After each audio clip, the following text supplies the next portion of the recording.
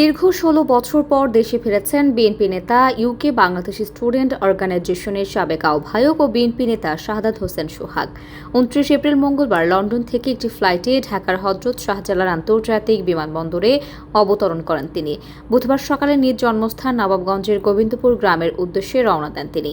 এ সময় এলাকাবাসীরা তাকে প্রায় ২ শতাধিক মোটরসাইকেলের একটি শোভাযাত্রা নিয়ে সিরাজদি খানের মরিচা ব্রিজে তাকে ফুলেল শুভেচ্ছা জানিয়ে বরণ করে নেওয়া হয়।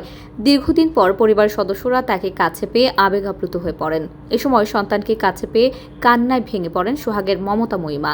তাৎক্ষণিক অনুভূতি ব্যক্ত করে ১৬ বছরের হারিয়ে যাওয়া মানুষদের স্মরণ করেন শাহাদাত হোসেন সোহাগ। বিএনপির কেন্দ্রীয় নির্দেশনা অনুযায়ী সকলকে ঐক্যবদ্ধ থাকার আহ্বান জানান তিনি। দেখেন, অনুভূতি এটা তো ভাষায় প্রকাশ করার মতো নয় যে বিগত ১৬ বছর আমি দেশে ফিরতে পারিনি। এই ১৬ বছরে হারিয়েছি অনেক স্বজন, অনেক কাছের মানুষকে। এমনকি গত বছর এই দিনে এই সময়ে আমার সবচেয়ে কাছের একজন মানুষ, আমার দাদি ইন্তেকাল করেছেন। আমি তার জানাজা পর্যন্ত আসতে পারিনি।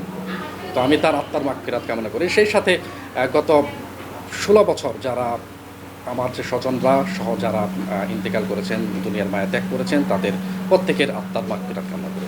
দেখেন, এখানে বিষয়টা হচ্ছে বিএনপি বড় একটা রাজনৈতিক দল এবং এই দলের প্রতিষ্ঠাতা শহীদ প্রেসিডেন্ট জিয়াউর রহমান, যিনি একজন এই দেশের সবচাইতে সফল রাষ্ট্রনায়ক হিসেবে পরিচিত। তো বিএনপির প্রতি যারা এই দেশকে ভালোবাসে, এই দেশকে নিয়ে চিন্তা করে, তারা বিএনপির প্রতি একটি ভালোবাসা থাকবে, এটাই স্বাভাবিক।